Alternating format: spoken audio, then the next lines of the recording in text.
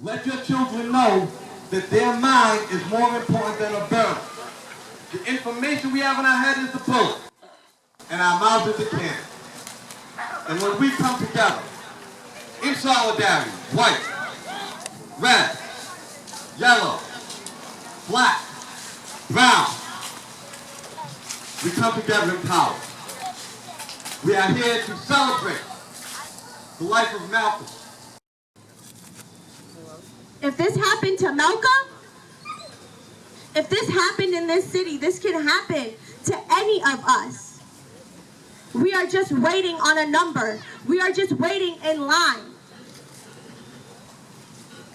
How many more people? How many more? Would you stand in line if they said 1,000, we want 1,000,000?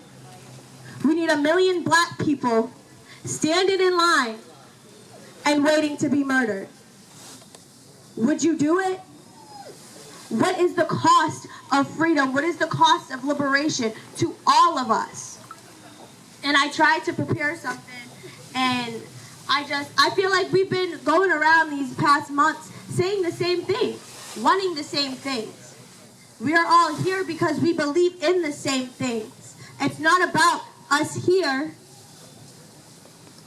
It's about all those cops, all these teachers, all of these public servants who are not doing their jobs. Look into what their criteria for their job is, and they are not doing it. And we should be enraged. We should be pissed, and we should be angry. Let's start there. But why we are all here today is for Malcolm. Is because we don't understand how any of this could have happened, and we're here to tell people no more. No more will this happen. Today we will remember him, we will uplift his family, and we will understand what really happened. Because it was a cover-up. It was a murder. By the time the police pulled up on that boy, child, I work with kids. A 15-year-old boy is a child. He was not a threat. When they rolled up on that child, it took 27 seconds for his life to end. 27 seconds for him to be gone. That's all his life was worth. And we know better, but they don't. And we need to hold all the people accountable for that. But we need to hold ourselves accountable. And you're all here, and that's great. This is the start. But in your personal lives, let's start there. You hear somebody saying something crazy, a microaggression. Oh, your hair's looking a little crazy today. Or maybe little Damien is acting up. He's a bad kid. All of that. All of those little things is what allowed Malcolm to be murdered. All of those little things allowed for Malcolm to be added on the list. And I'm not talking about the list of black people murdered by the police. I'm talking about the list of people killed and the genocide that has been going on in this country since they brought us over on slave ships. The same genocide that took place when they came here in the first place. This is a genocide. This is not just institutionalized racism. This is not just the school systems and SRO officers. This is genocide by any other name. Genocide. A mass murder of a people. They took everything from us. The atrocities that happened during slavery are the same atrocities that are happening now. We need to wake up and open our eyes and understand the urgency, the emergency, and what this is all for.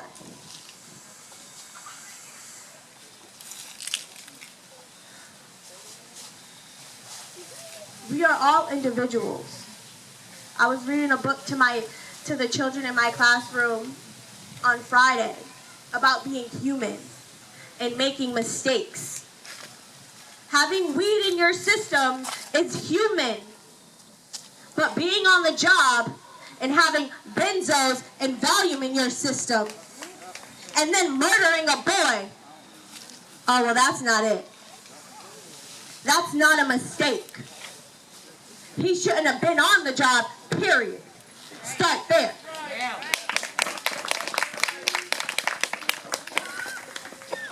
Everybody likes to talk to me, and people who speak white like me, whatever that means. I do. Whatever that means. And they forget, they don't understand that we are all human. And we all start out of our mamas, you know what, and we all end up here. I am no different than Malcolm. You are no different than Malcolm. You may have not been out smoking weed at 15, but guess what? A lot of us was. And you can put my name on the list too. I smoked before I got here. And it's about normalizing these things. If white kids can walk around being little potheads, why can't we too? What does Malcolm having weed in his system have to do with anything? Yep. And we'll get further into the evidence later, because we'll talk about that stab wound that Tyson Barnes had. That superficial wound. There were lies made. A 15-year-old was murdered by the police. And they made lies. They were afraid of a 15-year-old boy who was just laughing with his friends and then on his way back to the store.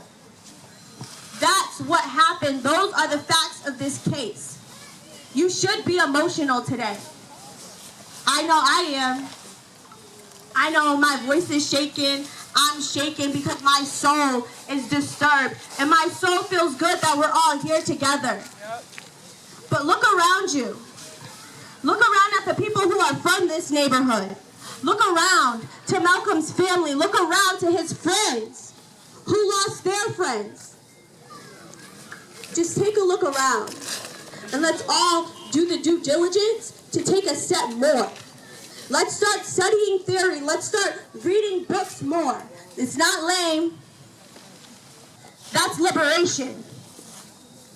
Reading a book about decolonization is liberation. Understanding all the facts of this case is liberation. Education is liberation. That is what they took from us. Education is the revolution. It starts here because you need to know what you are fighting for.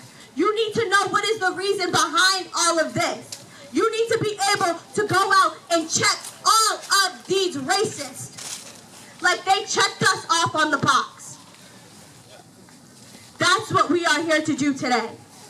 Say no more. I feel like we've been saying the same things these past months. And it's reiterating and reiterating. So what is going to be the change? What is going to stop all of this? Education. Because y'all have to be reading the books. Y'all have to understand the facts about this case so you can be just as pissed off as me. So you can be just as pissed off as his family who lost someone. We've all lost someone. Whether it was natural causes or murder. You know what it's like to lose someone, for your soul to be snatched from you. Now just imagine if it happened like that. Just imagine if you were on the way to the store, then you seen your friends kicking it, so you went to go say hi to your friends. And on your way back to where you were going, you were shot several times. Imagine the family. Imagine getting the phone call. What was Malcolm's last words? What were his last thoughts? What is the last person, who was the last person he said I love you to? Life is short because they make it. And I'm sorry, I know I talk a lot, but it's just, put yourself in his shoes. He was 15 years old. He was scared. His father was murdered by the police. The police were never here to protect us. They started off as the slave patrol.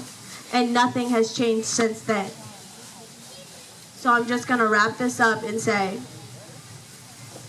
if you were Malcolm, you were on the way to the store seeing your friends, and because the cops who are patrolling your neighborhood didn't recognize you and made you a target and assumed you were on something else, and now you're gone. There's no prom, there's no kids, there's no grandkids, your life just stops. You don't even get to have your favorite meal anymore.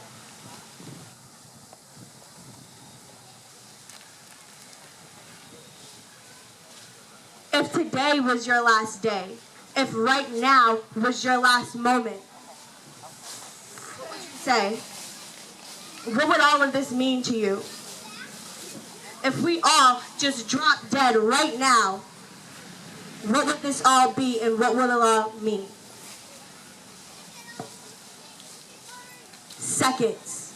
27 seconds. And he's gone. Who could he have been? What man could he have turned into? That's just all I want to leave you. He was a person. He was a human. And it is unexcusable. I hope this community wraps around each other with love and understanding. Wrap around his family. We love you and we are here for you. This is real. And we can get up here and be angry and talking, but it's sad. People are really hurting. He's gone and he's not coming back. Look what's happening in Providence. Look at all these black girls going missing. It's all part of the same problem. It's genocide. We need to know what we're talking about before we keep talking about it. Love each other, hold each other, hug each other. Pray for each other. Whether it's God or your ancestors. Because he's now an ancestor at the age of 15. All cops are bastards. This system is full of bastards and racists. And you have the ability to change it. You have the ability to be the revolution. You are liberation. We all got that. And it's in us. And we just have to find what they took from not us, but from our ancestors. Because there is a reason why this fight is happening today and not 8 years ago. It's in you and it's in us. And it's not just the adults. It's not just the youth. It's all of us. It's those little kids. Malcolm was that age before. Think about the 3-year-olds and the 4-year-olds. Don't picture Malcolm as a 15-year-old boy. Picture Malcolm as that little girl, as that little boy. At that age, would you have believed someone if they told you you would be shot several times by the police and it was unwarranted? If someone told you at the age of 5 that in 10 years you would be murdered and shot down by the police, would you believe them? Would you? It's deeper than all of us. So I said I talk a lot, I'm sorry. But love each other and hold each other because we all need each other right now.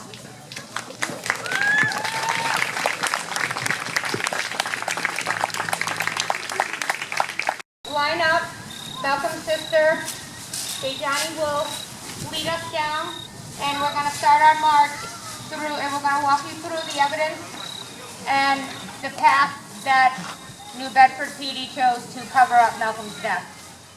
Thank you.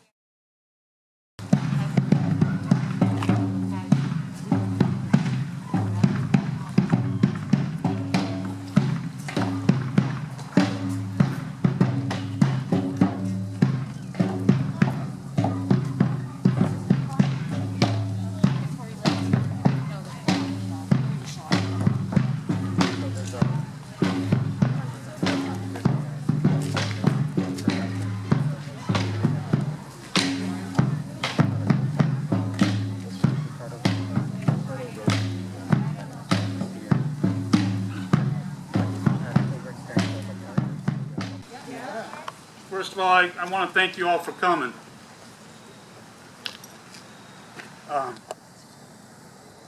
So I will try and not get emotional, but I'll do my best. What we're going to do here now is a semi-demonstration. We don't want to trigger anybody. If you think you might be bothered, then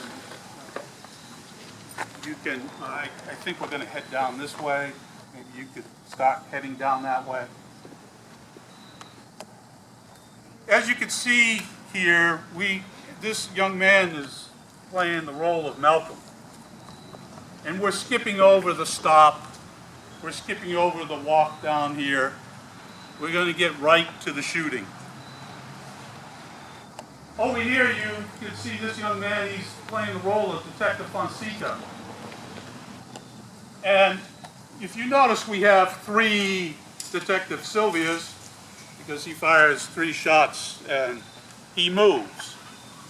Detective Fonseca fires 3 shots, but he doesn't have to move.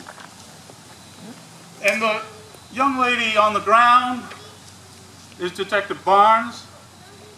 And Malcolm, the first Malcolm, is standing right there.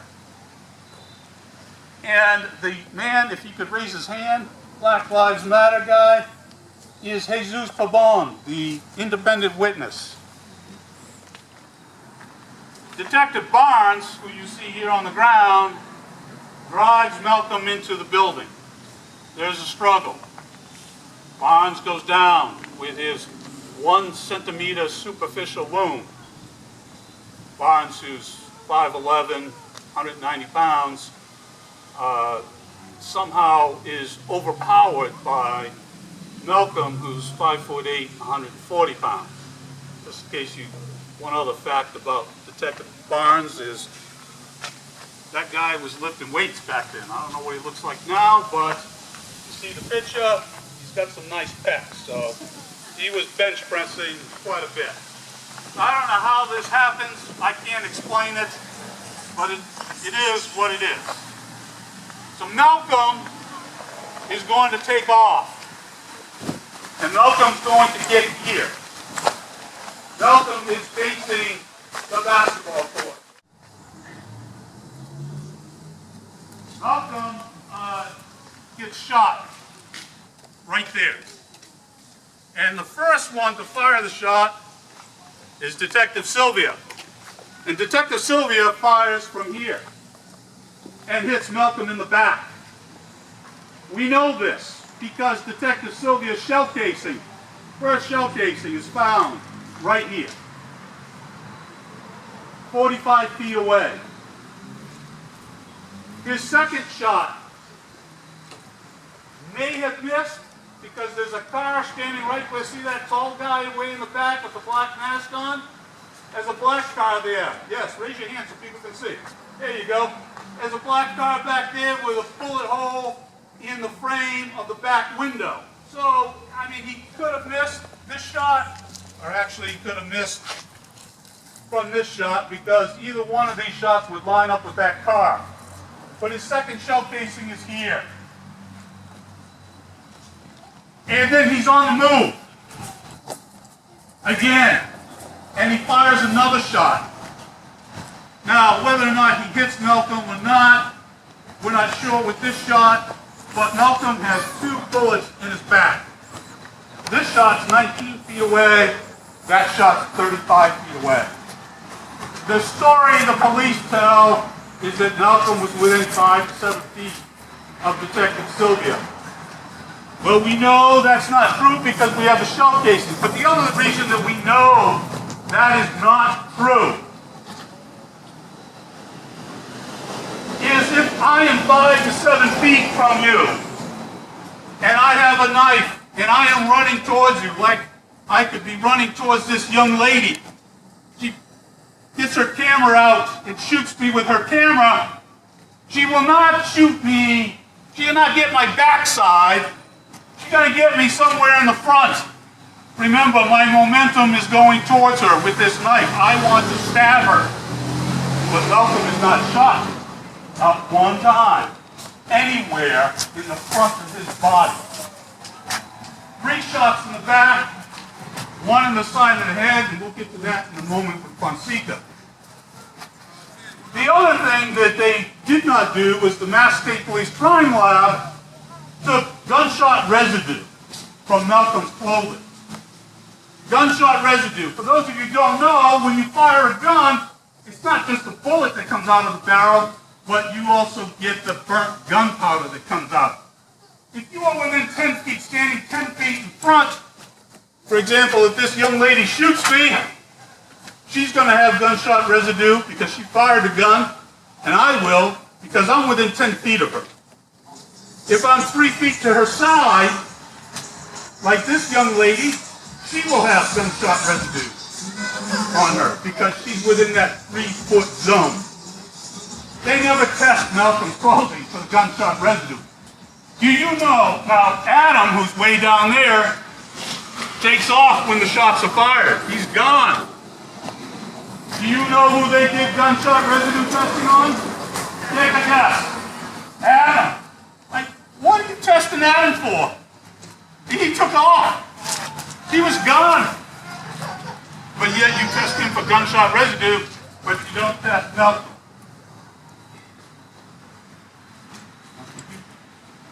So the story, so the story is that Malcolm starts to get up. Perhaps one of the things that has haunted me for the past 8 years is a statement that Fonseca here makes. He tells the state troopers, I could have run up and I could have tapped him with my baton, but I don't know. Instead of the investigator asking him, what do you mean? You could have used less lethal force, but you chose not to? Like, well, how do you justify that? That question's never asked. They go on to another subject. It's mind-boggling. This is an admission that he could have run up, tapped Malcolm with his baton, and taken care of any threat he perceived from Malcolm. But instead, he fired his gun.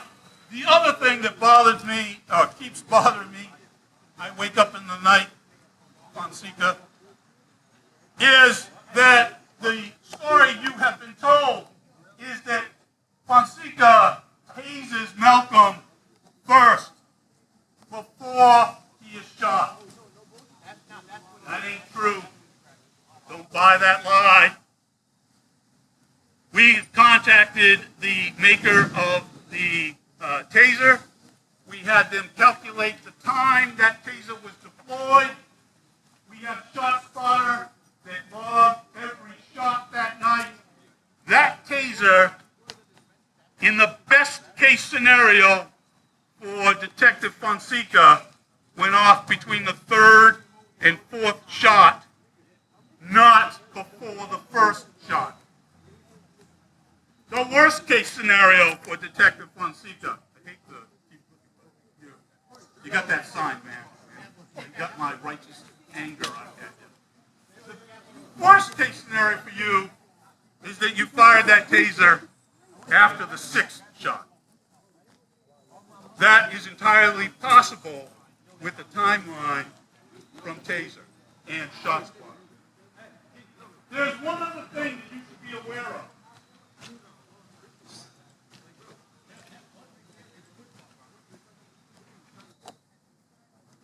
Detective Sylvia over here is 6 feet. Malcolm's 5'8". Somebody explain to me why someone 6 foot would have to aim slightly upward to hit someone 5'8" in the lower back. How is that possible? The two shots in the back had a slightly upward trajectory. How is that possible? Sam Sutter doesn't tell you how that's possible. He kind of skips over that. How is it possible? Take a look at where Detective Sylvia is standing. This ground is lower than that ground. In order to hit someone up there, I would have to aim slightly upward, even if I am taller than him, and hit him in the back with a slightly upward trajectory. If you look at Detective Fonseca, his shot, the one that hit him in the head, look where he's standing. This ground is lower. So Malcolm's not totally on the ground at this time, but he's got to aim slightly upward to hit Malcolm. So as you can see, just this part of the physical evidence does not agree with what the cops say. It says something else. And that's the important part. Because you notice, if you read Sutter's report, right, he mentions that Malcolm gets shot in the back, but he doesn't say how that happened. If you look at the email from the assistant district attorney to the investigator, he says, you know, I talked to the medical examiner, and he says all the shots were in the back, but it was a dynamic situation, so, you know, it was a dynamic situation. He says, and then he goes on to say that all the wounds were distant wounds. Well, if I'm 5 to 7 feet from you, I ain't going to have a distant wound, right? That's not distant. See what Sylvia is? That's distant. See what Fonseca is? That's distant.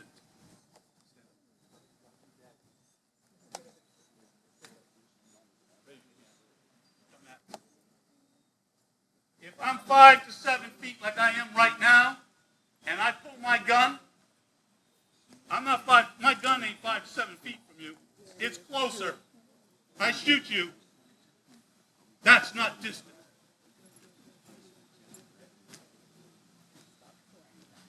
The other thing that Sutter doesn't explain to you is how in the world do I shoot this kid in the back and not the front? That's never explained. Sutter doesn't explain to you why there was no gunshot residue testing of Malcolm. But they did for that. Sutter doesn't explain to you, neither does the state police who did the investigation. In fact, they don't even talk about these shell casings. They did the total station. They mapped out all the evidence. They don't even talk about that. How in the world, if Malcolm is shot and killed here, how are there no shell casings on this sidewalk? How is that possible? It's not possible. How does Sylvia's shell casings get down there? How does Fonseca's shell casings get over here? Because that's where they were. Not on this sidewalk. Malcolm is not coming at them right here. One other thing. Go ahead. Detective Barnes says that he's down because he had that sucking chest. Remember that sucking chest wound? Right? That 1 centimeter superficial wound? Barnes also says something else very intriguing. He lay down and he had his hands over his head, just like that. He said he did that because he was afraid of a ricochet. If Sylvia is over here and he's firing his gun right here, where's Barnes? If Barnes is right there and I'm firing, I'm not going to want to step on the guy. I'm going to want to go around him. If shell casing right here, I'm going to keep on going around him, and my next shell casing is going to be right here. But if you look at the map of the evidence, you can see this loop, if you will. And you have to wonder, why not take a direct route? He couldn't take a direct route. Barnes is lying right there with his hands over his head. Is he afraid of a ricochet?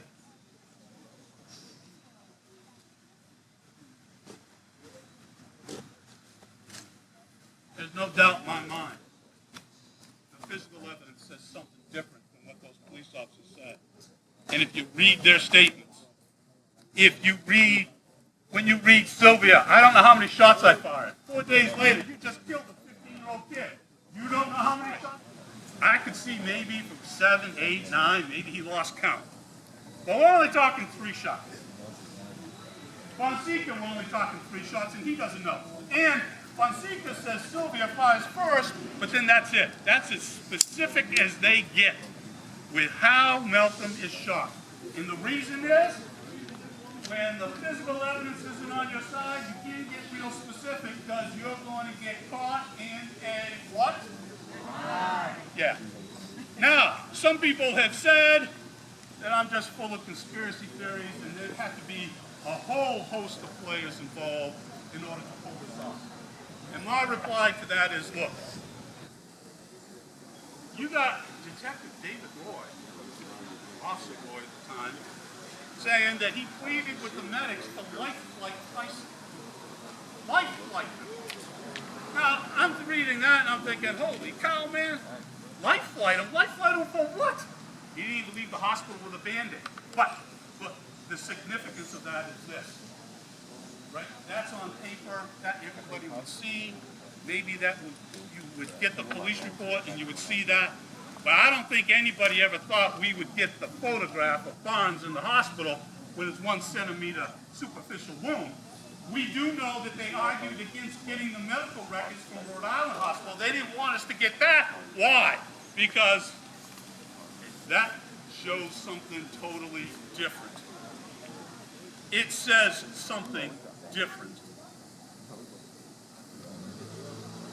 And the other thing, right? Do you really think, I would just put this out there, that in civil cases, once it's settled, in this case settled back in February, that's generally the end of it. You don't hear anything else. You don't get to see the evidence. But Malcolm's family wanted you to know the truth. They wanted you to see the evidence. And only then did this case settle, when the city agreed to allow me to do that. So I don't think, do you really think that those officers thought for one moment that their report, their interview, any of the forensics would ever see the light of day? Does anybody think that? No. I mean, when you talk their interviews are only like 30 minutes long, right? You killed a 50-year-old kid and you only spent 30 minutes answering questions. How many people here have been interrogated by the police for a lot less and spent a lot more time being questioned, right? Right? A lot more time. You know, sometimes I get these videos from my clients and I say, oh my God, I can't listen anymore. Like, there's an hour of this thing. It's driving me nuts. But 30 minutes or so for each one of those cops, you gotta be kidding me. They killed a kid and we're only gonna ask them questions for 30 minutes. So this is the basics about what happened that night. If you have any questions, feel free to ask. I hope, and one other thing, let's dispense with this gang handshake crap. Okay? Because that's crap.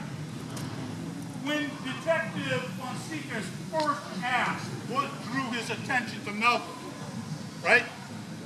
I'm thinking this is going to be the answer, right? He's going to tell me the truth. And, I mean, you got a 50-year-old boy dead, so you're going to make sure you get it right the first time. And his answer was, well, you look like you were together with Adam. But then you look like you weren't a part of the group. So that kind of looked off. Do you know what I mean? And of course, the state police officer, the trooper, asking a question said, Oh yeah, I understand that. And went on to something else. Then there's a break. There's a break in this interrogation. And they come back, and Lieutenant Shaw's from the Bedford Police now starts asking questions. And he says, hey, what drew your attention to Malcolm? What movement drew your attention? I mean, you just had a break. Don't tell me y'all didn't discuss this, right? But you're gonna throw that movement. Tell me about the movement. And now we get the handshake. Now you get that elaborate handshake. And then 4 or 5 pages later in that transcript, now then it becomes maybe it was a Latin King handshake. Now I gotta tell you, look, I'm not from New Bedford. I've been here for a long time. I know Latin Kings have been here for a long time. We're talking about the gang unit. Are you telling me the gang unit doesn't know a Latin King handshake? Is that possible? I mean, they gotta know. It's not like they're some secret society, right? So for them to say, it looked like, what does that mean? Why can't you tell me what it was? If it made you roll up on this kid. It wasn't for the handshake. I'm going with the first answer. They didn't have a reason to roll up on that. If it was that, it was just that's the first gig they done. Maybe. I don't know that. I don't have evidence that says that, but maybe. All right. Thank you very much for listening.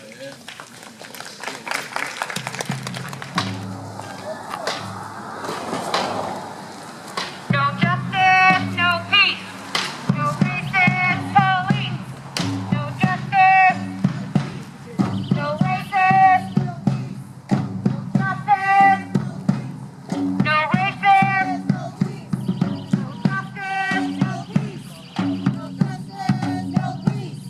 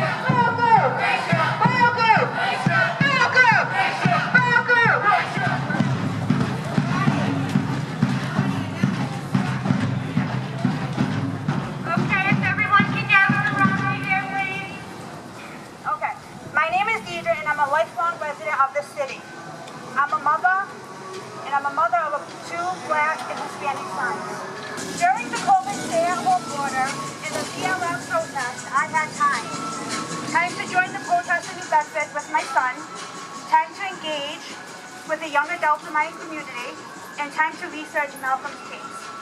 I started reading the reports and saw the discrepancies immediately. The local news article described Malcolm as just another troubled black teen who acted out, and the police were justified in his murder.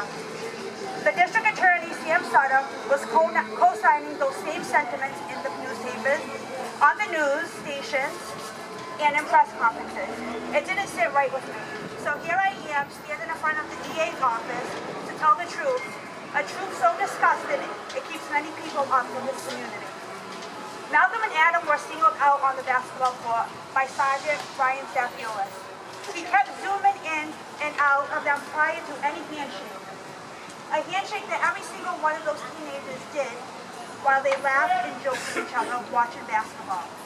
Safioleas asked the 4 officers if they knew who Adam and Malcolm were. They all said no. That wasn't the truth. On December 7, 2011, Brown, Sylvia, and Fonseca had an encounter with Malcolm. It was at this encounter that Malcolm's name was handed over to Keith Middle School's SRO officer, Alan Fonseca. Those 3 cops knew exactly who Malcolm was. So I'm taking it back. Today is May 18th and Malcolm Gracia is gone. A family is changed forever, his friends are traumatized, and the community will feel the effects of multi-generational trauma yet again. Sylvia has shot Malcolm 3 times in the back. Malcolm is tased and then shot 1 time in the head by Paul Fonseca. A woman is heard screaming on the surveillance as the shots are fired. Tyson Barnes is at Rhode Island Hospital with a sunken chest wound. At 12 p.m., Jesus Pavone has been identified as a witness in Malcolm's murder, and he's being interviewed by a state trooper and a New Bedford police officer at the police station. His interview lasted 51 minutes. Jesus was standing in the doorway and saw the gang unit roll up on Malcolm and Adam. He also identified a silver vehicle going down the one-way street, which was Cedar Street. Pavone was nervous during the interview because he was not on the lease at Temple Landon and didn't want his wife to get into trouble. It's now 1:44 a.m. and Adam Carrera, Malcolm's friend, is at the police station with his mother and doesn't leave for 2 hours. During the interview, Adam asked multiple times to use the restroom, and he keeps getting told that he can go later. He's not a suspect, nor is he under arrest. According to Adam's deposition, the gang unit never identified themselves, were in plain clothes, and tried to arrest him and Malcolm. Their civil rights were violated. Adam ran away from the scene and heard the gunshot and continued to run. Detective Brown started to chase him but stopped because he was worried about Barnes, and he felt the surveillance had a good enough picture of Adam anyways. Didn't they have a good picture of Malcolm? So why didn't they let Malcolm run away too? May 18th, Trooper GOC of the Massachusetts State Police goes to Temple Landon and exports their surveillance footage. After the video was exported, Trooper Daniel GOC was ordered by Patrick Bromberg of the DA's office to reform the video to ensure the video was the only original copy and that only they would have possession of it. Did Temple Landon give them permission to do this? What were they hiding? They were hiding the position of the police vehicles in the event up to Malcolm's murder. 14 13.5 seconds after Malcolm and Adam turned onto Cedar Street, Sylvia and Fonseca came flying up Middle Street, almost hitting two children playing on the skateboards. At 41 seconds, the state police are on camera passing the basketball courts. At 43.9 seconds, children are running after hearing gunshots. So if you do the math, Malcolm was murdered in less than 1 minute after being out of the camera's view. By Trevor Sylvia and Paul Fonseca. It took 27 seconds to end that baby's life. On May 21st, 4 of the 5 cops are interviewed by the Mass State Police Sergeant Christopher Dolan, starting at 9 a.m., one right after the other, according to the transcripts and audio recordings. Sylvia and Fonseca were only interviewed for 27 minutes each. They just murdered a child, and the DA and the state police thought Malcolm was worthy of only 27 minutes. And the leader of the gang unit, Safioleas, who stalked Malcolm and Adam with video surveillance, was interviewed for 15 minutes. Detective Brown was interviewed for 35 minutes. So that's 104 minutes to investigate a murdered child by 5 cops. The witnesses in the case were interviewed longer than the police officers. Tyson Barnes was interviewed on May 25th for an unknown amount of time, but we do know his interviews begin at 3:15 p.m. Sergeant Dolan never asked tough questions. In fact, his interview was extremely soft. He missed every opportunity to ask tough follow-up questions. I mean, Dolan was no novice. At one point in his career, Sergeant Dolan was the commanding officer of the State Police Polygraph Unit, where he conducted polygraph exams regarding criminal investigations. And he was a 6-year supervisor for the Bristol County DA's office for homicide investigations. So, Sergeant Dolan, where were the tough questions? Such as, why didn't you let Malcolm run? When Fonseca said he could have tapped Malcolm with a baton, instead of asking why didn't you use a less deadly force, Dolan just went on to the next question.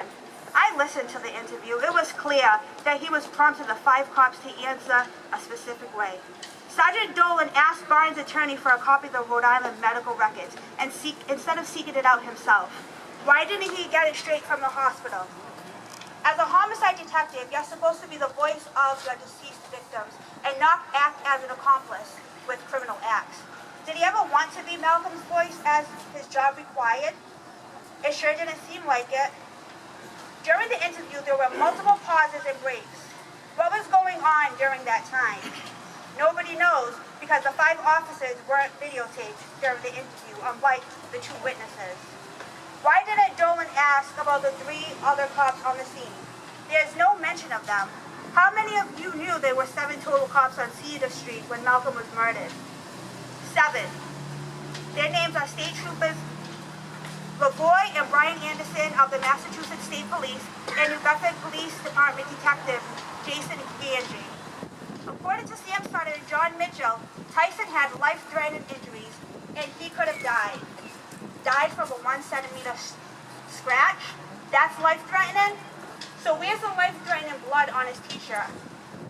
How does the blood on the knife equate to the lack of blood on Barnes' t-shirt? Malcolm never stabbed Tyson. The evidence doesn't support this claim by the DA. The blood on the knife was never tested to see if it was Tyson's blood. Why didn't Sutter state in his news conference that Tyson had drugs in the system? Why didn't Sutter state that Tyson ran to kill another police officer at Burger King because of explicit pictures? Why didn't they talk about Tyson's restraining order that his ex put on him? And why didn't the DA make it known that Barnes assaulted 15-year-old Malcolm while the other officers watched? I can go on and on about the inconsistencies in this case, the cover-ups in the botched investigation, and how the DA office failed this baby. Last thing I'm going to say is the evidence shows that Malcolm was trying to run away from the unidentified, plainclothes adult males. Malcolm was shot in the back, tased, and then shot in the head. to investigate crimes when black and brown people are alleged criminals, but apparently, if you have a badge, those same rules don't apply. The former DA, Sam Sutton, and Patrick Bomberg botched this murder investigation. The current DA, Thomas Quinn, has refused to take another look at this case. Why? Charge the 5 officers with filing a false police report and charge Trevor Sylvia and Paul Fonseca with murder. Justice for Malcolm. Justice for Malcolm. Welcome Carmen Amaral, another New Bedford community member who's going to say a few words.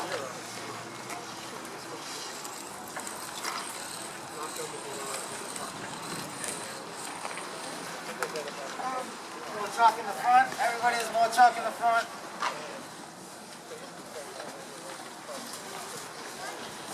Can you hear me?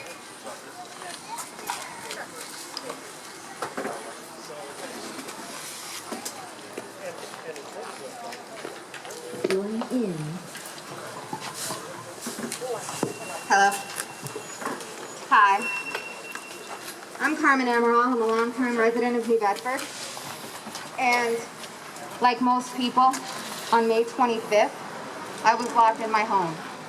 Everyone was locked in their homes. And the world witnessed the murder of George Floyd by the New York police. The world was outraged. I was outraged. New Bedford was outraged. And people took to the streets to support Black Lives Matter. Like myself, many white people were moved to action for the first time. But in the moments that have passed, that conviction and that support seems to have waned. Folks in our community, many white folks who were enraged and moved to action by the killing of George Floyd, Ahmaud Arbery, Daniel Prude, Breonna Taylor, and countless others whose injustices have gotten the attention of the national media, have not recognized those same patterns here at home. But what about Malcolm? I'd like to reiterate that this is about racism. Systemic and structural racism has been artfully woven into the fabric of America. It appears in the over-policing, prosecuting, and criminalization of BIPOC, undocumented, and poor communities everywhere. Those communities here in New Bedford. Malcolm's death was a tragic result of these systems, and Malcolm deserves justice. Don't forget that same conviction you had when you were trapped at home. We need to act, and we need to act locally. We act locally by demanding that Bristol County DA, this office, acknowledge the ruling that the police encounter with Malcolm was in fact an illegal stop.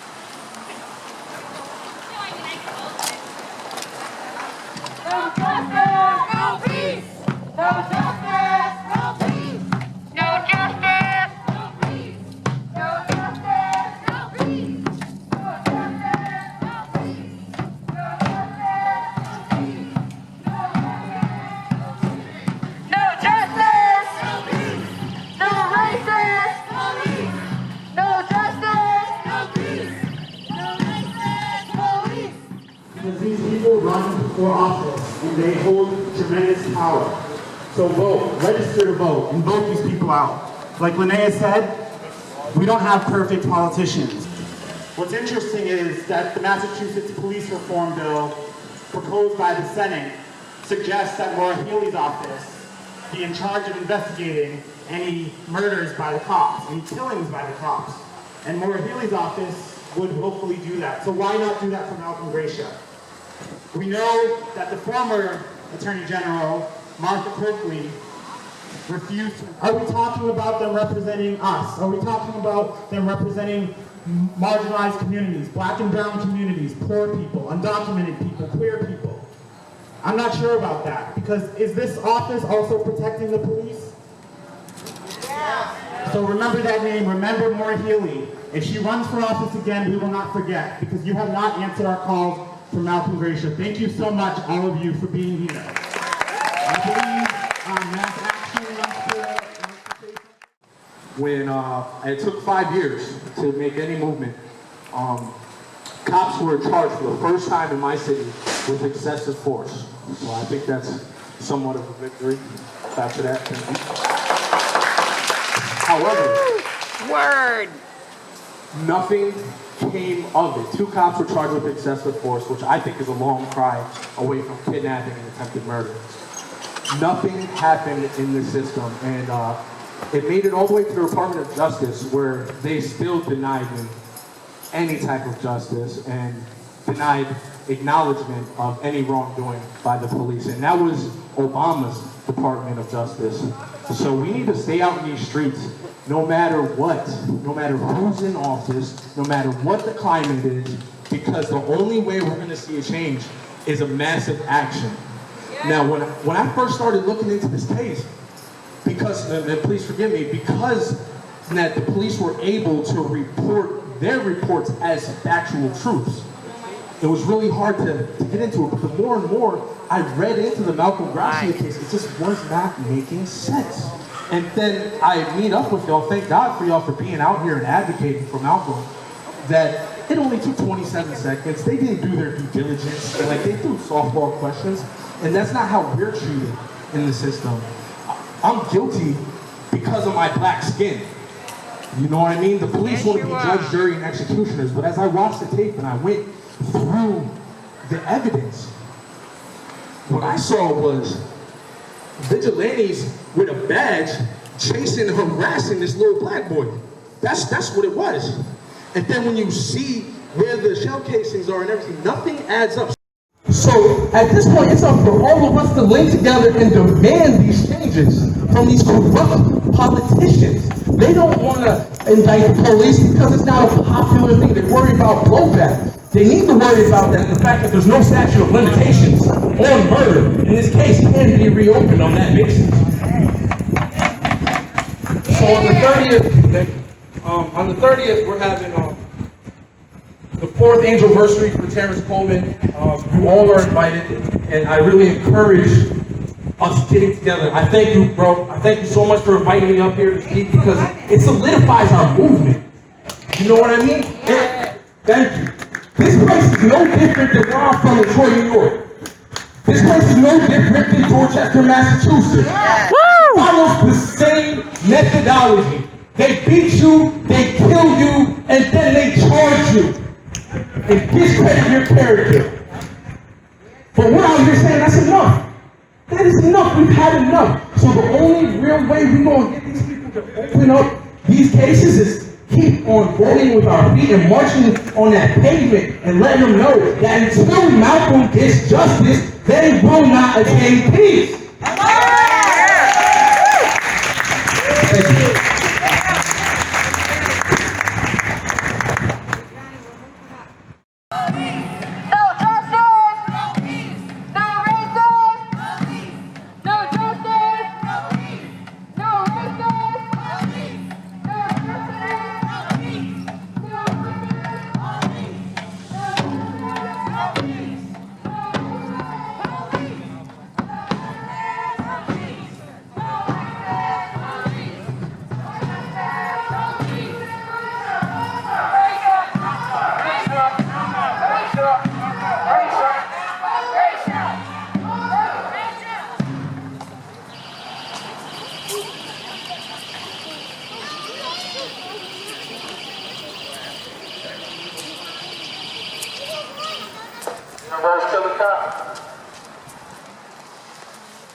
right. Our next speaker is here at City Hall from the community, for the community.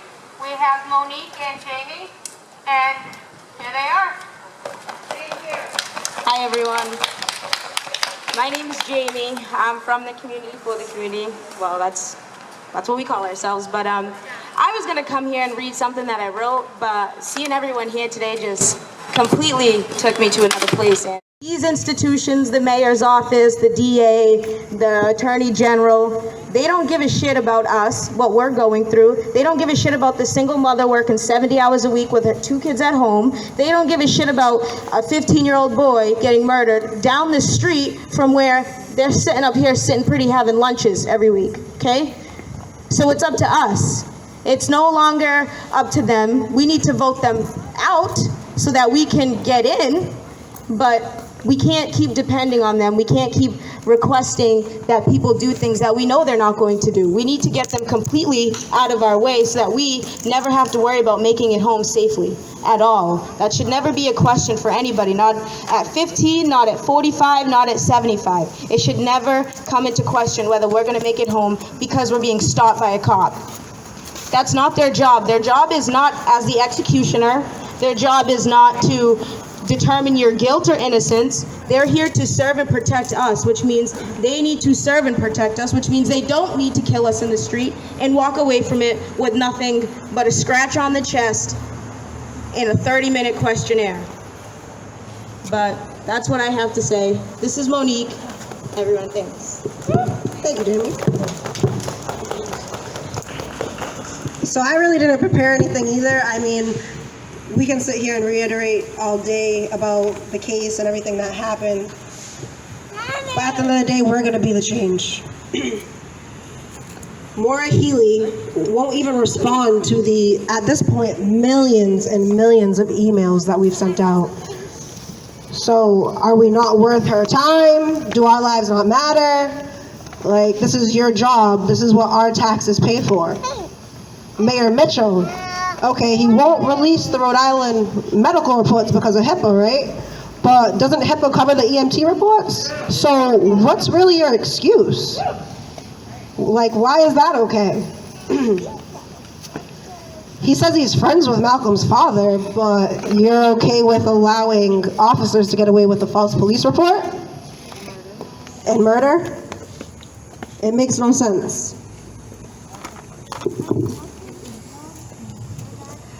I'm just at a loss for words. Like, I think at this point we're just tired, and I really am so grateful to see all these faces today and every day since George Floyd started, since the evidence came out about Malcolm. It was such a coincidence, and we're all going through a tough time with COVID and everything, but we also have to look at it as a blessing. It gave us the time and the opportunity to really fight for our lives. So I just want people to, take a second look at things. When you see something that's bad, look at the brighter side of it, because we're creating change and it's going to happen. Thank you. Woo!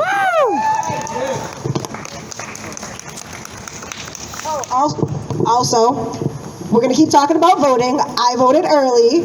The library is literally right behind you. It is open to vote. Well, it's closed now to vote, but it is open. Oh, I just had it. The rest of the week, right there, look at that. It's open the rest of the week till 4 p.m. So go vote early. It doesn't matter which district you live in New Bedford, you can come to this library and vote. So go early and get your votes in.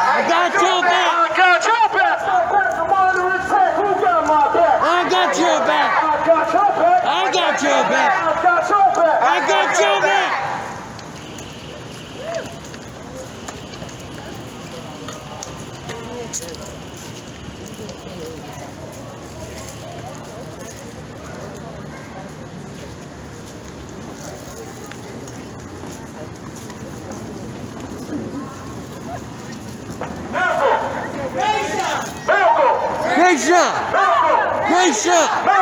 Gracia! Gracia! Gracia! Gracia! Gracia! Gracia! Gracia! Gracia! Gracia! Gracia! Gracia! Okay.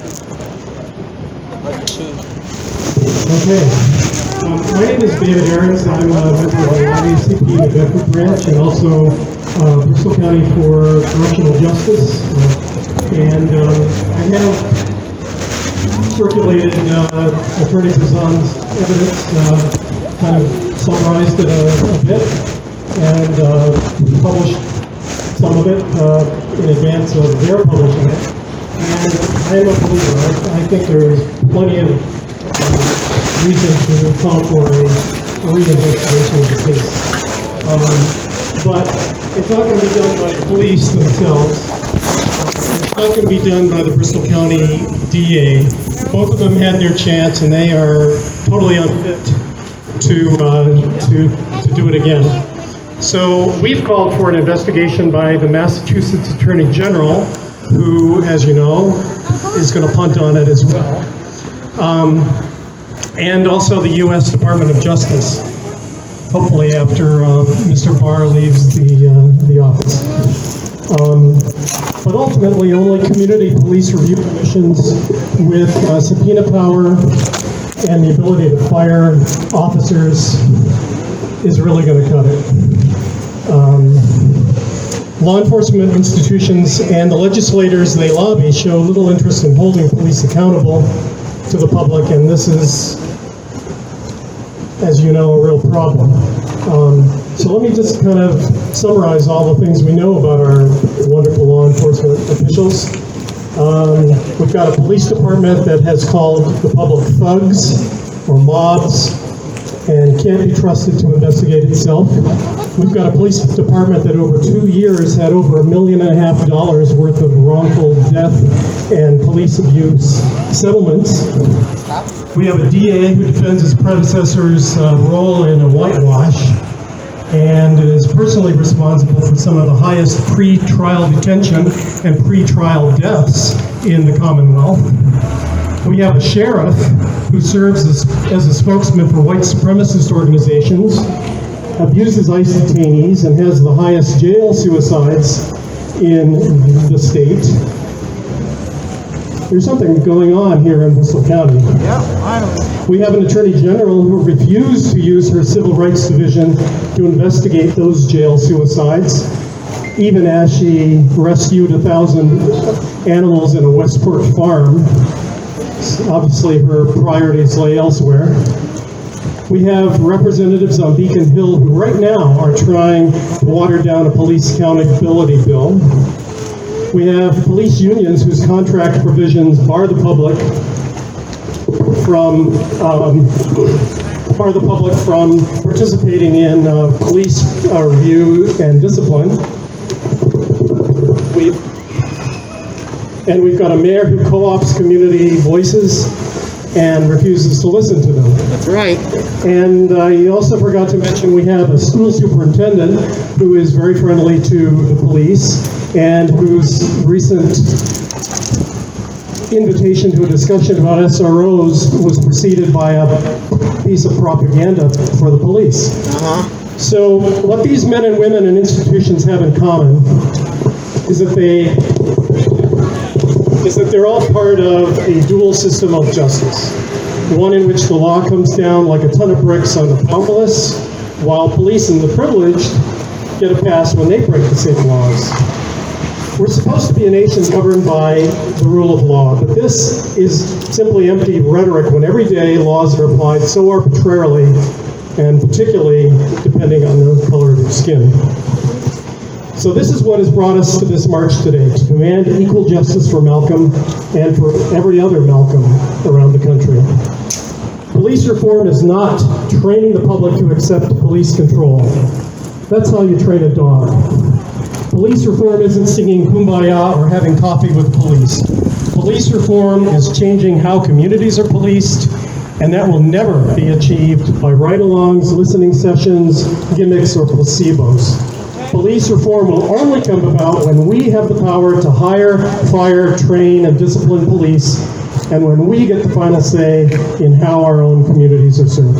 Thank you. Amen.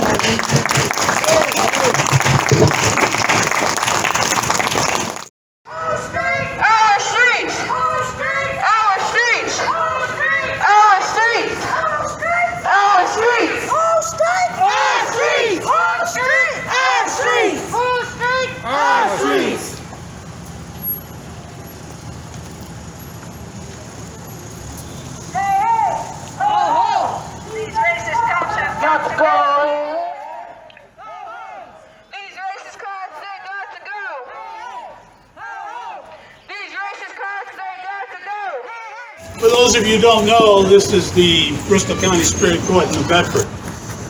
We used to try criminal cases here, but now it's just civil cases. There have been many, many cases that have gone through this court. Malcolm's case, hopefully, will not be one of the forgotten ones. There are many people who gave their lives so that we all could vote. These people are near and dear to me. They recognize the power of the vote. You gotta vote, people. You gotta vote. You gotta register to vote. And not only do you have to register to vote, but those of us who have cars volunteer to take those who do not to the polls.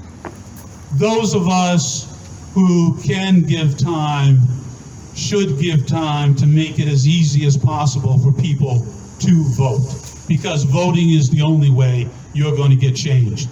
I want you to take a look around here. How many, is the mayor here today? Does the mayor think that this is worth a couple hours on a Saturday? Where is the mayor?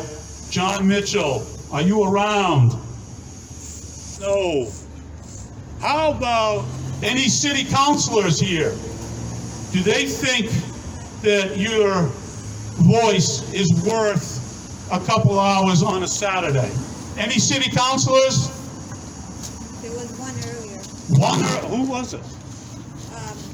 Baptiste. Okay, Mr. Baptiste, I don't know you, but you were here. Well, that's good. Anybody from that police commission? I don't know what they're calling that farce. Anybody from them? You know, you would think one person from there would attend, right? Because they're supposed to be looking into the New Bedford Police. That's right. Where are they? Remember that when you go to the polls. And as we can see here today, we have a mixture of people, white and black. Because the struggle belongs to all of us.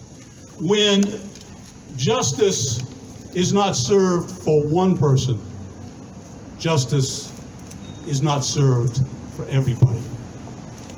Everybody must get justice in order for all of us to get justice. Who's going to end it? That's what matters. We are here today. We are in this position today because we keep electing the same people every single time. Malcolm Gracia! Malcolm Gracia! Malcolm Gracia! Malcolm Gracia! Malcolm Gracia! Malcolm Gracia! Gracia! Gracia! Gracia! Malcolm Gracia! Malcolm Gracia! Malcolm Gracia! Malcolm Gracia! Malcolm Gracia! Malcolm Gracia! Malcolm. Today, I'm speaking to you from an educator's point of view. It was wrong how the media used Malcolm's mental health as a justification for murdering him. Black kids are never looked at as children. Oftentimes, they are looked at as grown adults. How did this scared child feel about having these officers approach him, no badge, no uniform, even though he didn't want to engage? The media is always trying to portray Black people as menaces, trying to thwart our images completely. to justify the injustice that is done to us.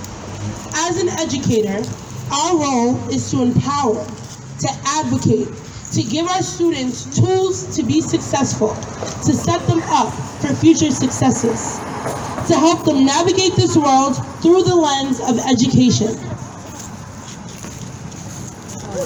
As an educator, it is a disservice to our students to speak about their mental health to the media, to anybody that is not closely involved in the child's life, that is not involved in the school, or is not their counselor. It is our duty to protect them. And Nick B speaking on Malcolm's mental health to the media is quite honestly sickening. And then the media using that to demonize Malcolm is sickening. It is important in this new age of media that we protect our children and that we are very careful about the words we use to describe them. We need to remember that anything that is said about anyone, their family, and their loved ones have to deal with the backlash of that. And it can be traumatizing and triggering. BIPOC are all too familiar with the inequities and injustice of the education system. The school to prison pipeline is something that our community has been burdened with for some time. Having police in schools is not only disruptive to the learning, it's disruptive to the students' mental health. We have to remember how our black and brown kids see the police and how they've seen some interactions that make them scared. Targeting certain schools and putting police there is unjust because you're telling students that you see them as a threat. And I want to push back and say, why? What makes you feel like they're a threat? The ACLU recently put out a report titled Cops and No Counselors, and how the lack of mental health staff is harming students. So I'm going to give you some statistics because you know you can't be saying all this without no facts. According to this report, 14 million students are in schools with police, but no counselor, nurse, psychologist, or social worker. Research has shown that the presence of school-based mental health providers can result in positive outcomes for students and improve school safety generally. These schools have seen improved attendance rates, improved academic achievement, in career preparation, improved graduation rates, and fewer disciplinary incidents and lower suspension and expulsion rates. The report also states that there is no evidence that increased police presence in schools improves school safety. Indeed, in many cases, it causes harm. When in schools, police officers do what they are trained to do, which is detain, handcuff, and arrest. This leads to greater student alienation and a more threatening school climate. With all of this said, we see a real need to reevaluate the policies that are made in regards to our education system, and then that is carried out in the school system. It is time that we make the educational environment better. Students should feel inspired, happy, and excited to go to school. So as we continue this march and this fight for justice for Malcolm, I want you to be reflective and reimagine our school system and our world and what that can and could look like, with a new system of justice to ensure that this doesn't keep happening to our kids. Thank you.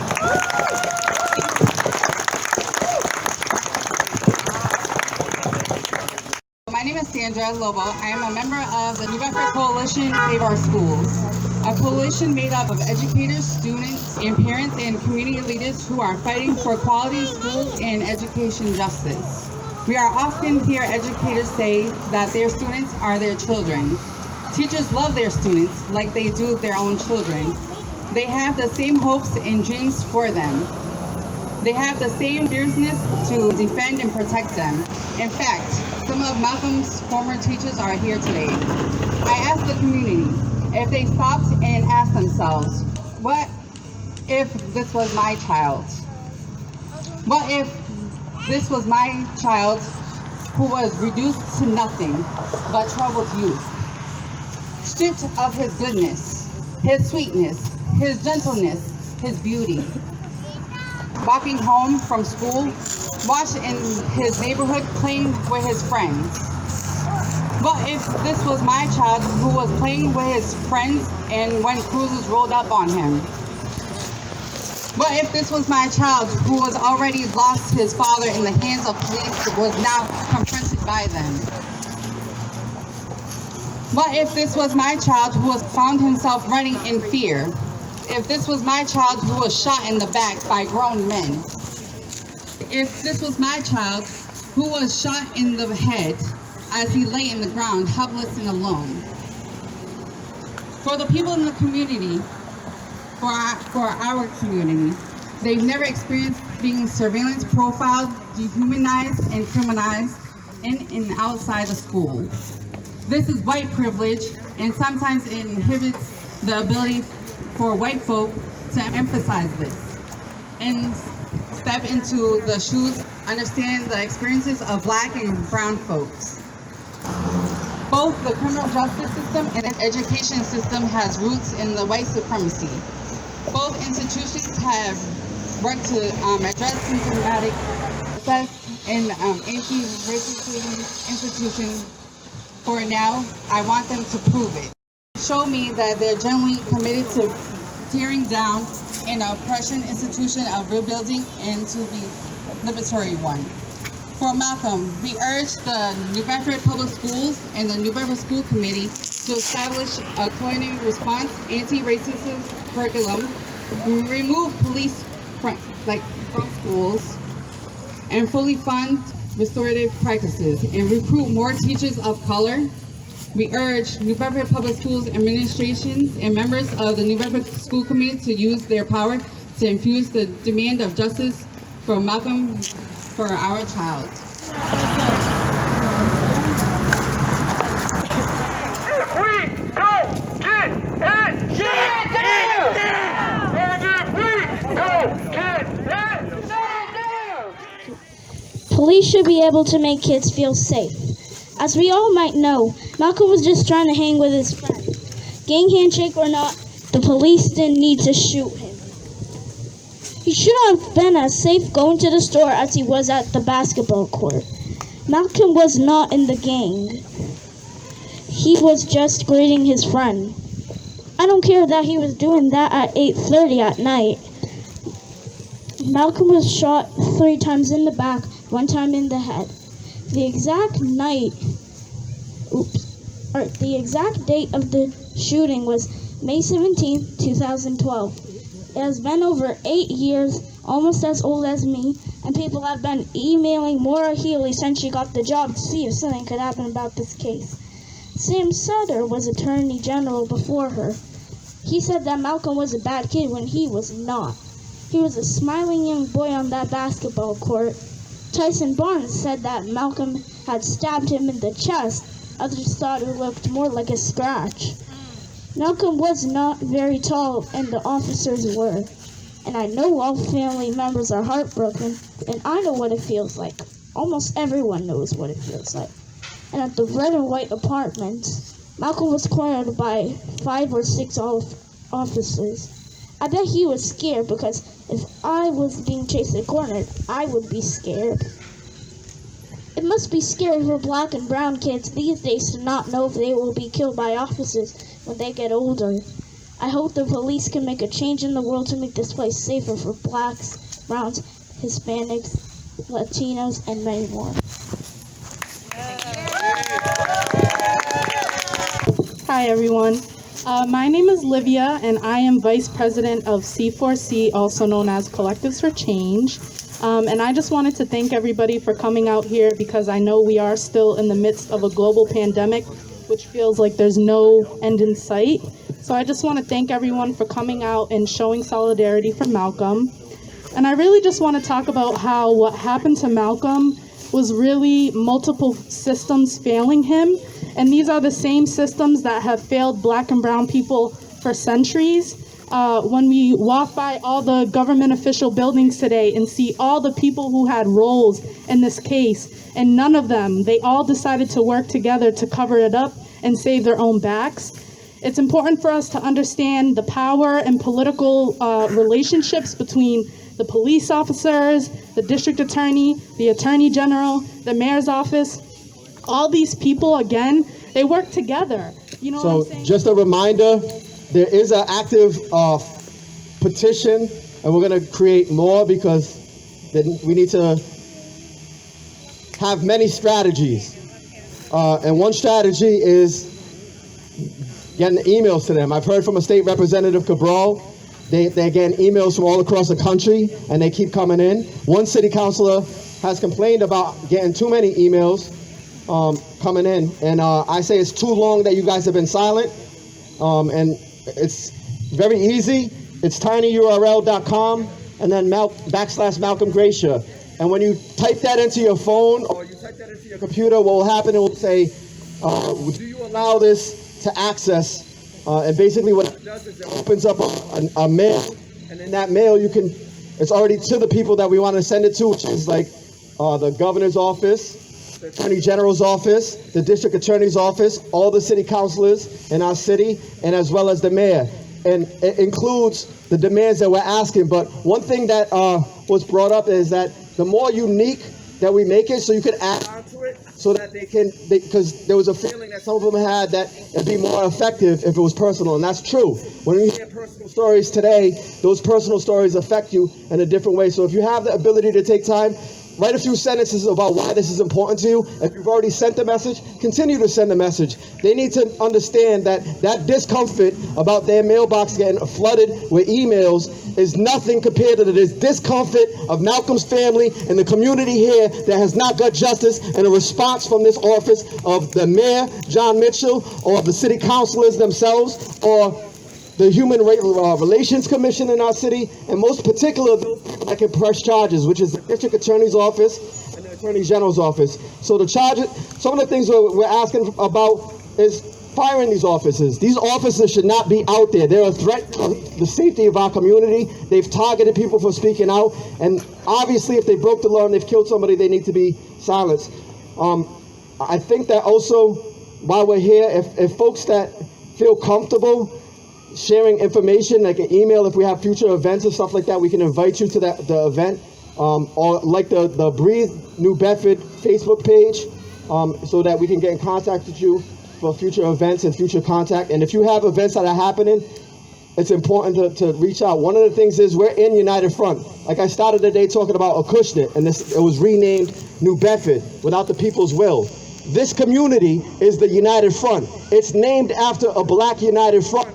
From 1970, 50 years ago, the community decided that self-determination, liberation from police brutality, housing issues, and education that was adequate for their community was an important issue.